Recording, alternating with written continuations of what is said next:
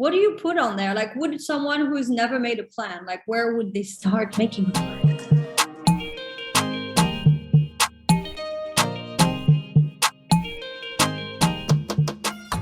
Hi, and welcome to the Handy Women YouTube channel. I am your host, Geraldine Anello. I am the founder of the Handy Women community, which you can find at the link below. It's on Facebook and has over 55,000 handy women.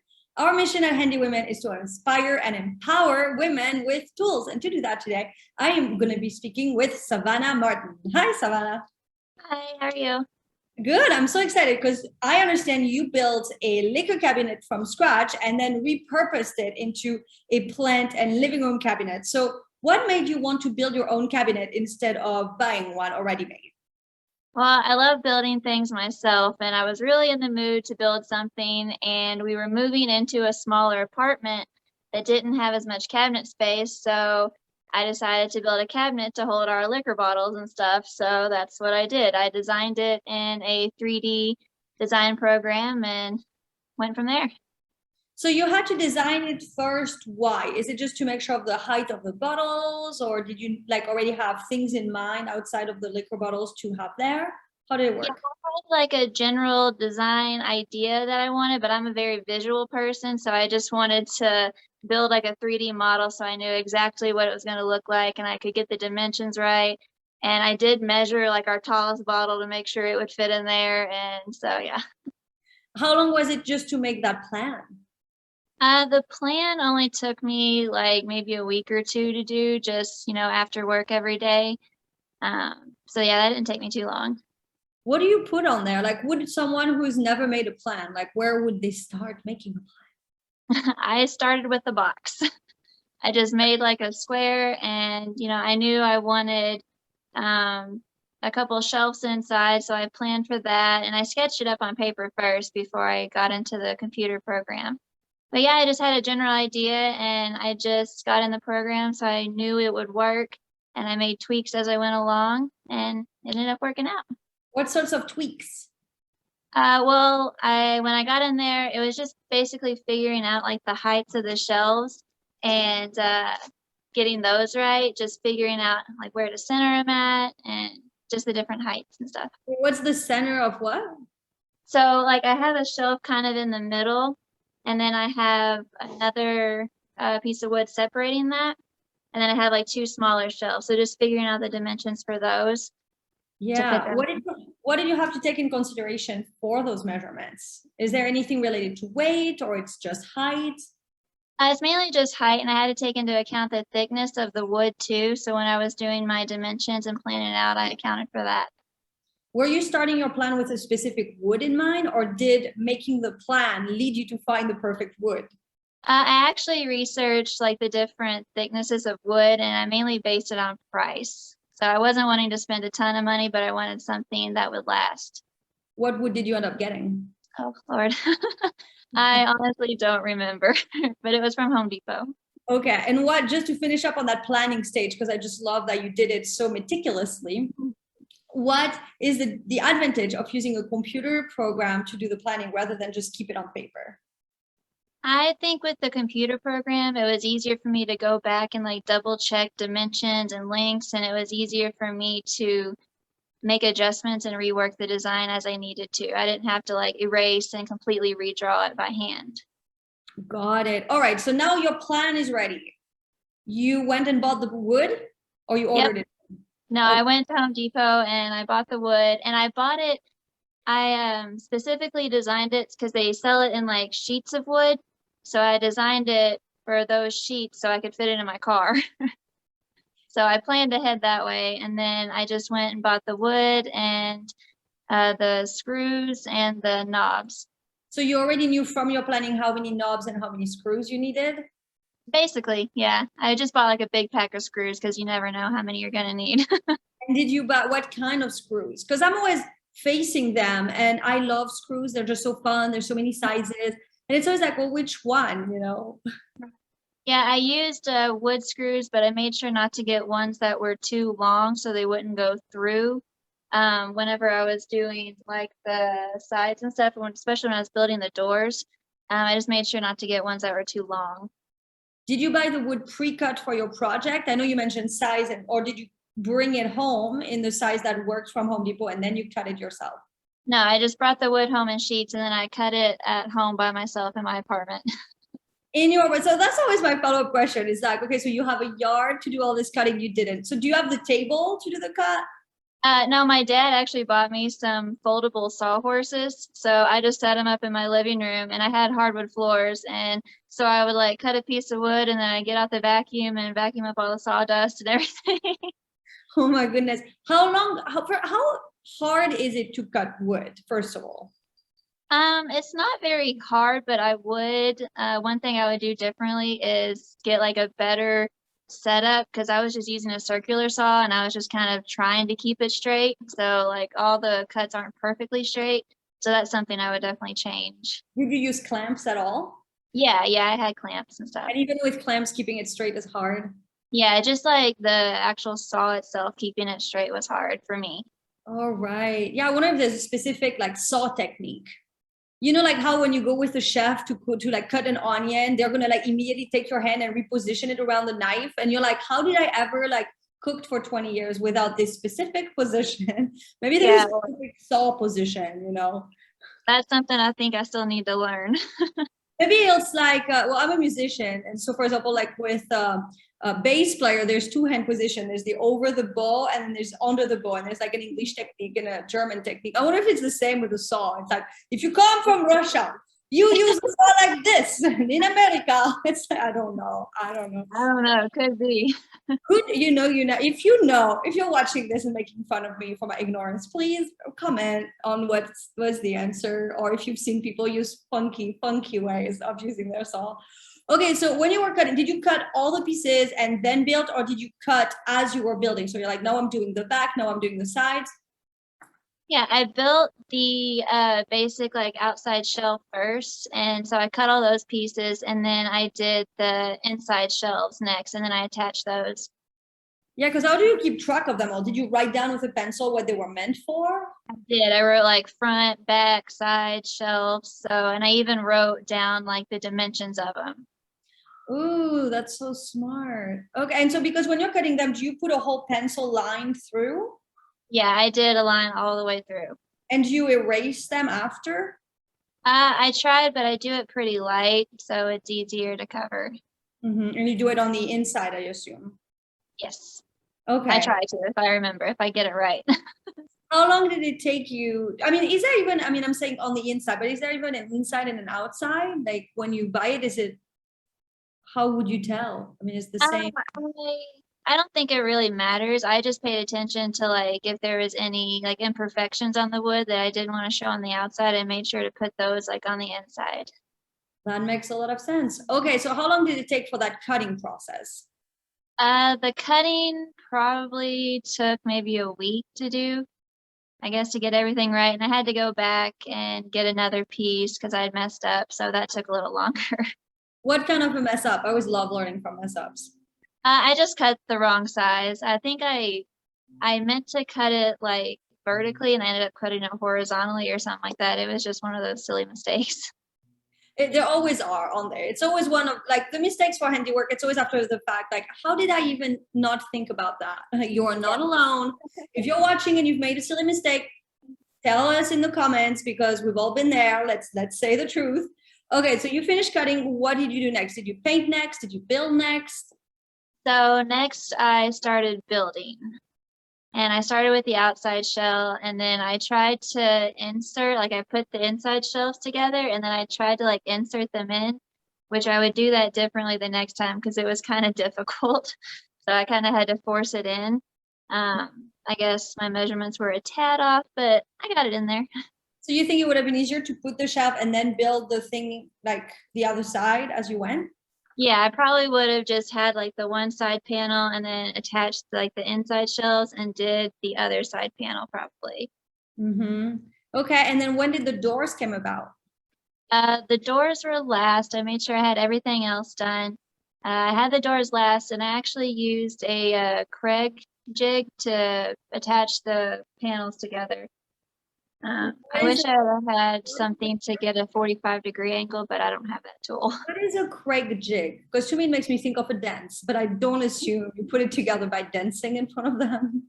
No, it's just a tool that you can use. So the, well, let's see if I can show you. Can you see that right there? Oh, yes. So it's just like the screw. You don't have to put it through the end. It goes through like the flat part into the other flat part of the wood. Is it just because it's the right size? No, you can do that with any piece of wood. It's basically so I didn't need like another piece of wood on top to connect the two. Does that make sense? But like, how does it go? Like, how does the knob even, like, do you tap the knob? I mean, how, or like, is it you screw the knob on top of the part that you screw in? Oh, I lost you. Oh, sorry. There we go. So the screw, like you just make a hole. It kind of drills a hole into this piece of wood right Oh, here, and then you just insert the screw in there. I've seen this method done. In the channel, we had someone who did a bunk bed for her daughter, and she used that to put up the stairs. And it's a technique that I have some handy men friends, and they were all about that particular video because that technique, I guess, is not often used. Am I wrong? I haven't seen it used a lot. I really like it. So it's just really nice it makes it cleaner, I think. How do you put it on the side like that? Because it looks exactly the same way, that like long indent inside and the front. How do you go about doing that? It's how the tool like attaches to the wood. There's like a clamp that you use to attach the tool and hold it onto the piece of wood. And then it just kind of like there's a hole that guides the drill bit, and you set like the different depths so you can set the thickness of the wood. And so you just set the right thickness and then it just drills into the other piece.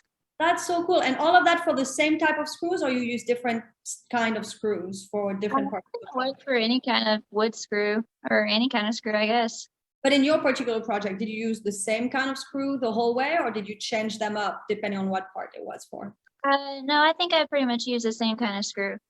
Okay, so you put the thing on the side, and then what about the knob? The knobs I just screwed into the front. So like in between the two holes where the Craig jig was, I just put the knob right in between there. Okay, but how? Like it makes sense to me with a screw, you're gonna tap on it, but a knob it's cute, it's pretty, it looks like it's made out of crystal or diamond. How do you work it? I just drilled a hole and it's just like a screw-in knob. Oh, by hand? Yeah, like the screw goes in the back, and so the screw sticks out, and then you just screw the knob onto it from the front. That makes sense. I'm with it now. I'm following you. Okay, and what about the piece that is attached to the main part of the cabinet that I assume makes it stick? How does that work? You see that little part? Yes. Yeah, that's just something I found at Home Depot, and it's just a magnet. And so I just lined them up, and one side sticks to the frame of the cabinet, and the other piece is just like a metal plate. I just screwed it onto the door. Oh, that's how those work. It feels like magic, right? Like a magnet. What a cool invention. How lucky we are that exists. All right, and the shelves are already in. Let's talk about those doors, because they obviously is that glass that you have in the front. Actually, it's just like thin chicken wire I found at Hobby Lobby. They come in like rolls, and I just like stapled it to the door. What made you think of that? I thought it was both. That's so cool. It's just so basically if you put your finger through, you can touch what's inside the cabinet. Yep. What made you think of doing it that way? It's so fun. I'm pretty sure it's something I saw on Pinterest. It's just an idea I got off there. It's so, can we see in the back how you tied it up? Yeah. It looks so classy. Thank you. So on the back, I just stapled it on with a staple gun. It's that simple, huh? Yep. And you put it all the way around. What, did you buy it or did you find it for free? No, I bought it. You can get it in rolls at Hobby Lobby, or you can buy them online from Amazon. It looks so good. And then when you painted it after that? Yeah. I painted it before I did the chicken wire, and before I put the knobs and the magnet thing on there. I painted it before all that. Okay, how long did it take to paint it? It just took like a day. Okay, and all inside again? No, I was on my porch to paint it actually. Okay, but not to saw? No, I was afraid that it would bother my neighbors too much if I was outside. I don't know. I felt Is it like an inside electric was saw? safer. Were you using an electric saw? Yeah, well, it's a like a cordless circular saw. Okay, but it's a power tool. You Yeah. didn't go like the old way. No, no.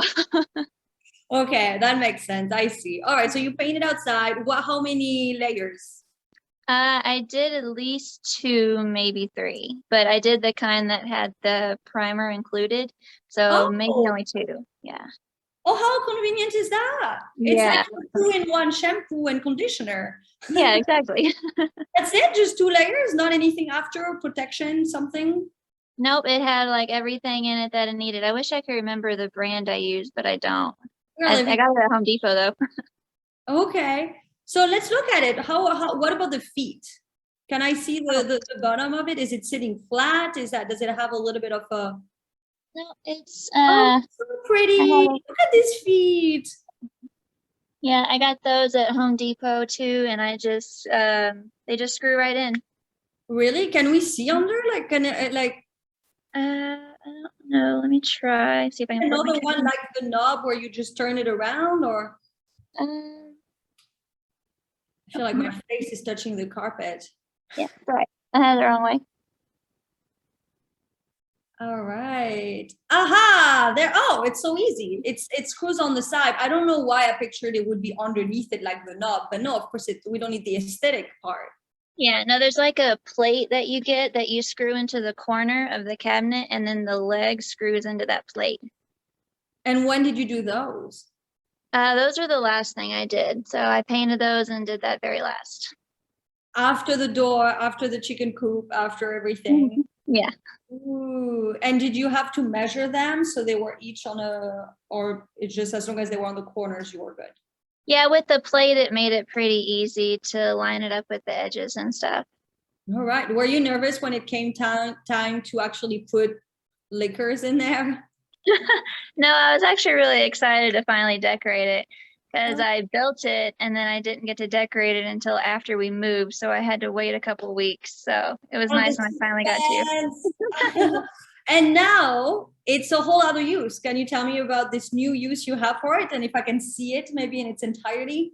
Yeah, of course. So I built it as a liquor cabinet originally, of course, and then my boyfriend and I stopped drinking, and so we no longer needed to store all the liquor. So I got into gardening and I hung some grow lights from it, and I had like my seed starting kits in there.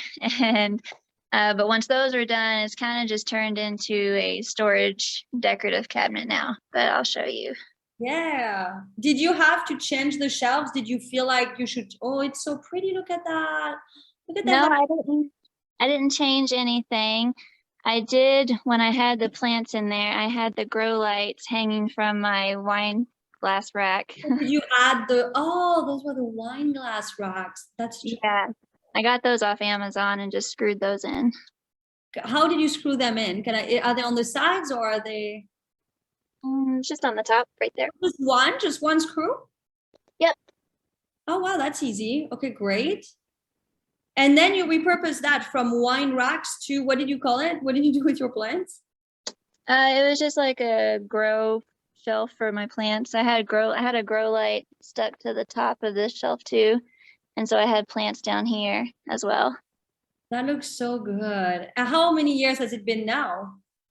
It's only been about a year, That's maybe a year and a half.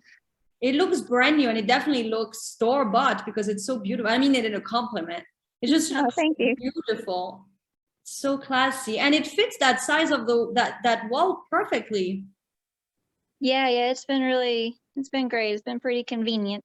But you didn't build it for that wall, did you?